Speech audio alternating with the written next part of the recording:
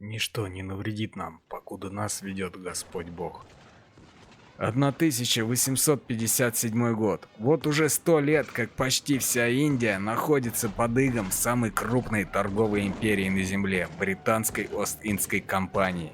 Созданная в 17 веке указом Елизаветы I и получившая обширные привилегии для торговых операций в Индии, компания быстро обрела колоссальное богатство, силу и влияние. Но уже к середине 19 века в компании наметился системный кризис.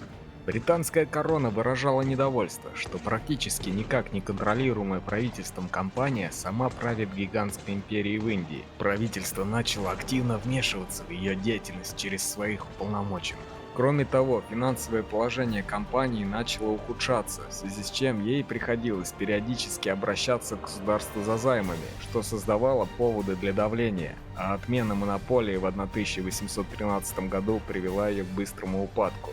В 1830-50-х годах Ост-Индия уже окончательно потеряла автономию, и к 1857 году ее деятельность в Индии уже сводилась лишь к административной. Тем не менее, за Ост-Индской компанией все еще сохранялось право на насилие. Наемная армия компании иногда даже превышала армию короны Великобритании в 2 раза и могла насчитывать до 200 тысяч человек. И основную часть ее составляли сипаи, наемные солдаты из числа местного индийского населения. В самой Индии деятельность компании также начинала вызывать все большее недовольство. Правление англичан привело к резким изменениям, выросли налоги, появились железные дороги и телеграф. Британская эмиграция в Индию искусственно ограничивалась короной. Все англичане стремились разбогатеть и вернуться в метрополию. С 1813 года в Индии началась активная миссионерская деятельность, что вызывало недовольство индусов. В созданных компанией войсках и государственной службе имела место систематическая дискриминация местного населения, для которого были подготовлены лишь низшие посты. Сипаи были также недовольны тем, что им приходилось принимать участие в войнах за пределами Индии, в частности в Бирме. Значительное брожение было вызвано аннексией в 1856 году княжества Ауд. Многие сипаи были набраны из раджпутов и брахманов этой области. Именно с сипаями, обученными и вооруженными самими британцами, пришлось столкнуться европейцам в самой кровавой войне колониальной эпохи. Постоянный рост недовольства по различным причинам среди местного населения только подогревали назревающий бунт. Нужен был только подходящий повод, и он вскоре нашелся. Так, по одной из легенд, причиной к восстанию послужило перевооружение сипайских частей капсульной винтовкой Энфилда. Бумажный патрон винтовки перед выстрелом необходимо было надорвать, для чего солдаты использовали собственные зубы по команде «Скуси патрон». Вскоре после начала выдачи нового оружия в феврале 1857 года среди сипаев пошел слух, что для пропитки патронной бумаги используют свиной и коровий жир. Это было недопустимо как для индусов, для которых корова была священным животным, так и для мусульман, у которых нечистым животным считается свинья. Британцы провели официальную проверку и опубликовали обращение, в котором опровергали слухи, но индийцы не поверили заявлениям властей, считая, что их сознательно обманывают.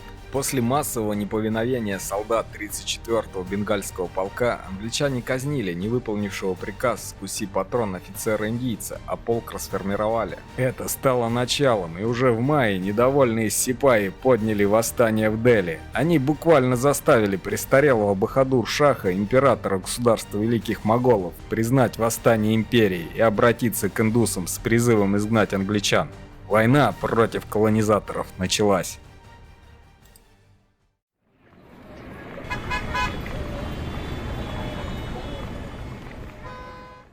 Энни вопросительно посмотрела на Джорджа. Ну как тебе? Нравится? Цена хорошая, а само место не особо. Все-таки хотелось жить в центре города, а не на его задворках. В центре мы можем только снимать, а здесь будет наш собственный дом. Ну, это не совсем дом, это целый замок. Но я бы сказала особняк.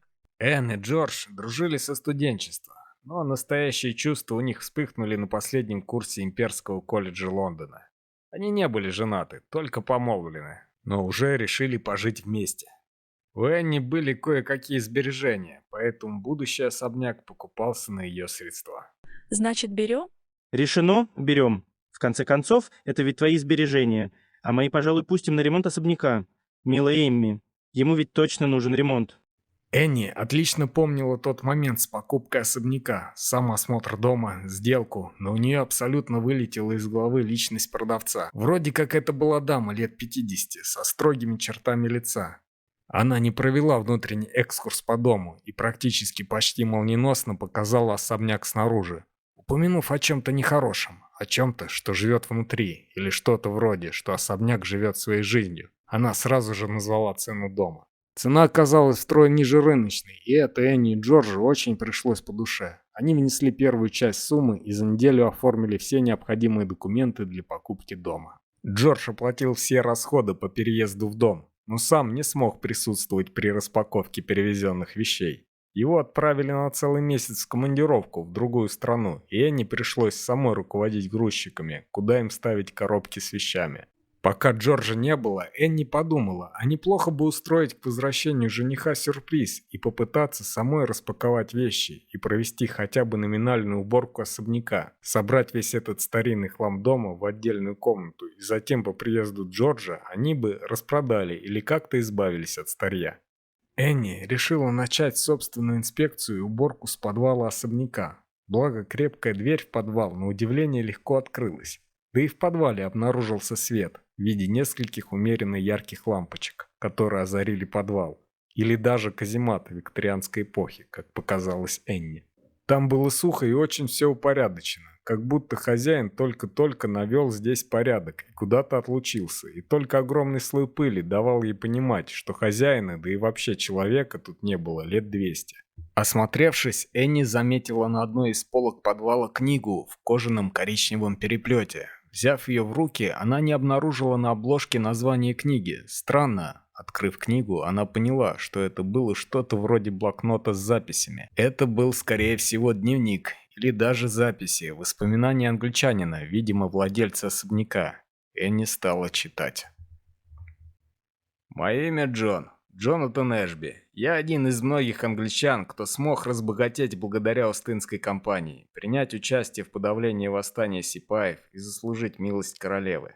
Но моя история отличается от других подобных ей. Я бы хотел, чтобы эта рукопись дошла до моих потомков и предостерегла их об опасности, которая таится в этом особняке.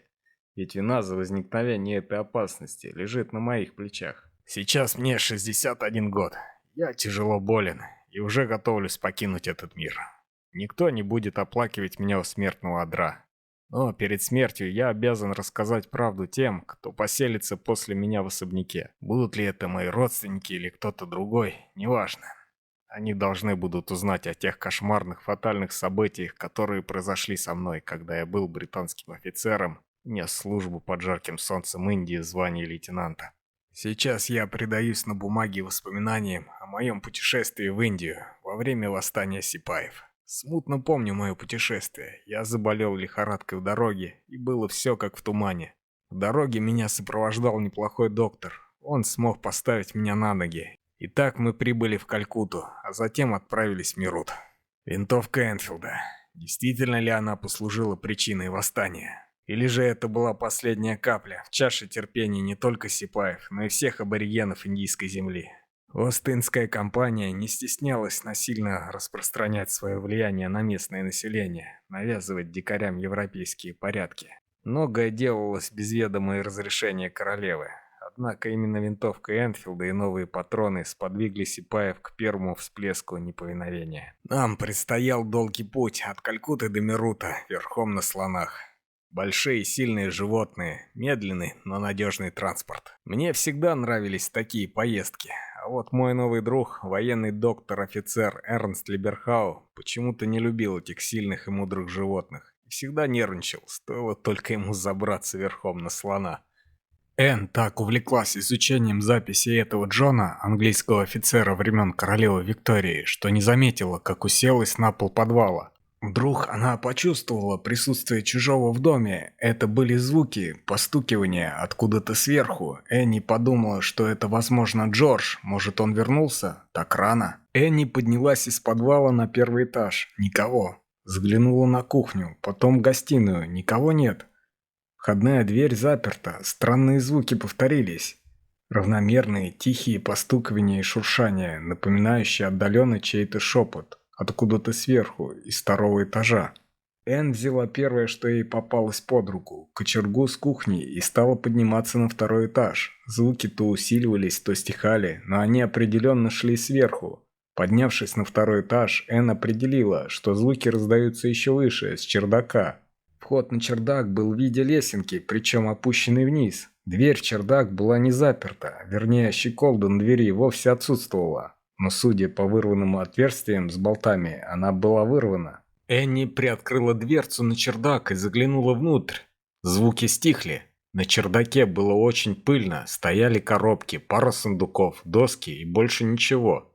Никакого живого существа, кто может шептать или стучать. Облегченно выдохнув, девушка спустилась в гостиную. У нее была заметная дрожь по телу, поэтому она выпила успокоительного и решила немного отвлечься, продолжив читать дневник. Еще одно важное обстоятельство, которое нужно упомянуть. Мой отец ушел из жизни, когда мне было 16 лет. Смерть его была внезапной, необъяснимой и мучительной. Мама так и не смогла пережить это горе. Спустя полгода после его смерти ушла и она. Перед смертью отец подозвал меня, вложил мне что-то в руку и попросил беречь эту вещь как самое дорогое в жизни. Вещь была странной. Стальной плоский треугольник напоминал необычный метательный кинжал. Однако его стороны были не заточены, а покрыты необычными зазубринами, как ножка ключа. Сверху ключ был украшен плоским опалом, обрамленным серебристыми вензелями. Отец не сказал, что это, но я понял, что эта вещь была необычайно дорога для него. Я попросил одного мастера сделать небольшое кольцо на вензелях, продел кольцо шнурок и стал носить дар отца на груди как амулет. Я никогда не расставался с этой вещью, и в Индии мой амулет путешествовал вместе со мной. Итак, мы направлялись в Мирут.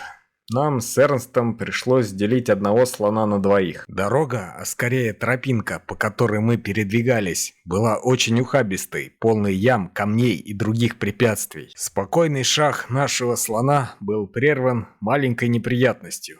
На дорогу вылетела пчела и смело замаячила прямо перед глазами слона. Огромное животное испугалось, резко остановилось и попыталось отвернуться от назойливого насекомого. Нас затрясло, я не удержался и начал падать вниз. Я видел, как слон в ужасе перебирает своими мощными толстыми, как столбы, ногами. Еще секунда, и я попаду под эти тумбы, буду раздавлен и уничтожен по вине маленького насекомого. Я зажмурил глаза, не в силах принять такую глупую судьбу. И вдруг мое падение прекратилось, а шею обожгла острая боль. Я открыл глаза и увидел, что завис на боку слона. Отцовский амулет во время моего падения умудрился вырваться из-под мундира, а именно за него меня успел схватить Либерхау. Эрнст держал амулет и в глубоком изумлении смотрел на него. Мне пришлось окликнуть его, охрипшим от давления шнурка голосом. Эрни отвел глаза от амулета и помог мне взобраться на слона обратно. Очевидно, он был шокирован произошедшим так же, как и я.